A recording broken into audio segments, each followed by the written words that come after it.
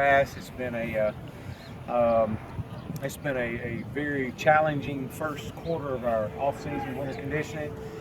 We started right after we got back January, trailed all the way up to last week. We strained them unbelievably. That was our purpose. That was our goal. Was to try to grow closer as a team, and we've achieved that. So really excited about the games that our guys have put forth the first quarter. And now we start our second quarter phase right now today with spring ball. So every position's wide open, from the quarterback to the water girl is wide open. And we're excited about the competition that we're going to have this year. Got a lot of returning guys back. So with that, I'll open it up. What's the message to your team in year number 2? Yeah, well, we don't want to forget year 1. We want that to be a motivational factor for us, especially as we stepped off the field against Memphis, the awful feeling that we had that didn't represent the success that we had this season. So using that as a motivational factor. 1 minute for special teams walk. Using that as a motivational factor was really a huge input for us. So the message is we got to get closer to teams. A year ago at this time, you started spring ball having only been hired a few weeks and put together a recruiting class. How much different was your preparation for this spring than last spring? Well, I don't know if you can measure it. Just the demands. You know, the guys were trying to figure out what we were about as coaches, how we were going to coach, what our demands are on them. Now they know us. They know what we expect. They know what is required of them. And so that's our biggest. We feel like it's going to be our biggest catapult going into year 2. Is you know, we're one of the few teams in the country that had 0 staff change, and that's not because we didn't have guys that were offered other positions elsewhere. It's because they know that we're building something special here, and we got an opportunity to do it, and doing it the right way, and it's from the ground up. You've talked a little bit about how last year could have been different if some things had gone differently early on in the season. Do you use any of that out here, or do you try to use the reality of last year? Well, it is what it is. You know, you're a reflection of what your record was. But you know, we felt like we were in a lot more games. We were a better. You know, I was played one of the toughest schedules in all of college football.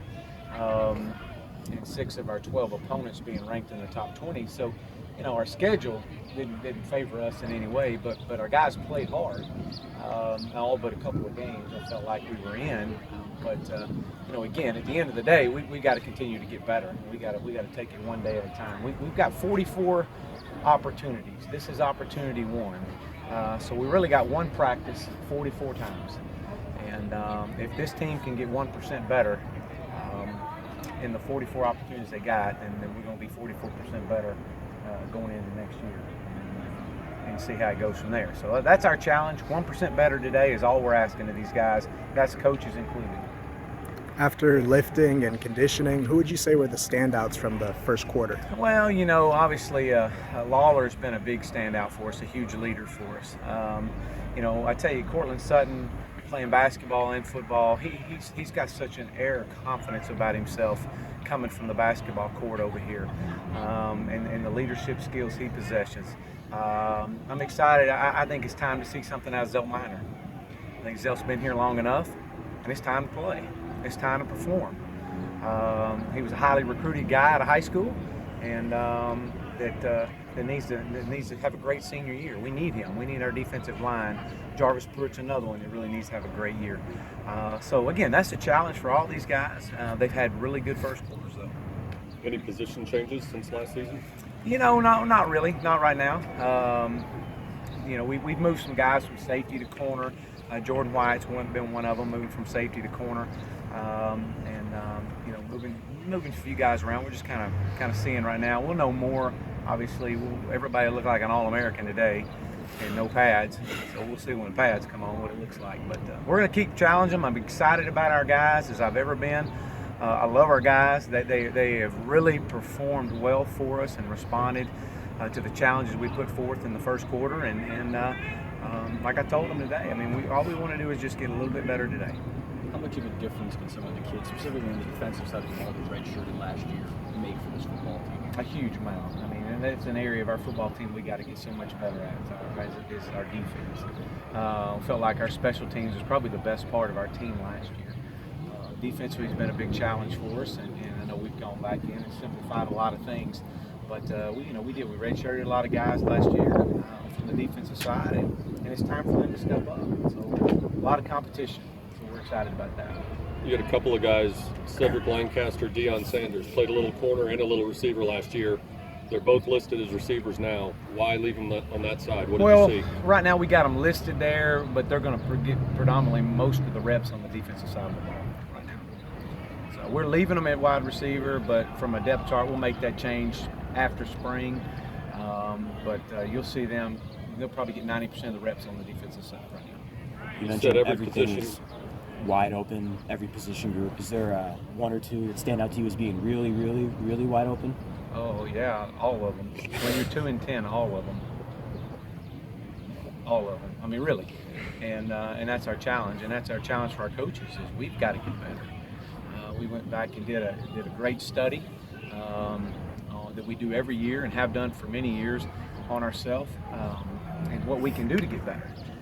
And so we challenge our staff, just get 1% better every day, whatever it may be. It may be reading a small excerpt, it may be seeing something on YouTube, an organizational tactic from a staff standpoint.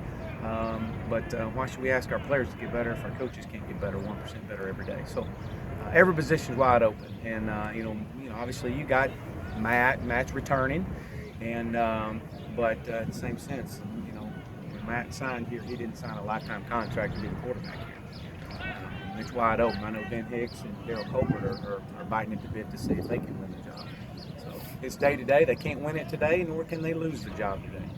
Are there certain positions that are more important to decide maybe this spring rather than carrying into August? I think our D-line. I think our D-line has got to, I mentioned Jarvis, Nick Horton, we're moving to defensive end. Those are some guys, and they really got to come on. I mean, that's an area of this football team that's got to improve drastically. How about the wide receiver? It seems like it's an exciting level for him. What's more exciting level? We've been around some great wide receivers at Clemson, and Cortland has all the tools to be another great one. He's got to learn the game and continue to push himself, and he will. His confidence coming from the basketball team is, like I said, at an all-time high. So I'm excited to watch him and watch him grow. He's about 220 right now. I anticipate him being one of the top receivers in the country this next year. James Prochet is another young man that's really excited about James. I think James is going to be a dynamic player for us. So I'm excited to see what he can do. Obviously, a guy that redshirted last year, so he's got a lot to prove. But man, he can definitely stretch the field vertically, which is what we need. Did Cortland miss anything in terms of off-season conditioning or off-season work by the time he spent with basketball? On game days he would miss, but what he gathered from being over there with Coach Brown and being around that environment, that culture, we couldn't simulate that. I know, working for Coach Brown over there, he was getting some work in. One more. Fair to say that the best players on your 2016 roster maybe didn't play in 2015? Can you look back on it? There was a lot. Absolutely. There was quite a few guys that didn't play, and only spring will tell. And this young class coming in, they're going to push some guys. I anticipate of signing these 25 that we signed, you're probably going to see 18 to 20 that are going to play. So there's a lot of competition going to be out here every day. So that's what's going to be fun to watch these guys. Okay, thanks a lot, guys. Thanks, Coach. Thank you, man. Thank you, Coach. Appreciate y'all.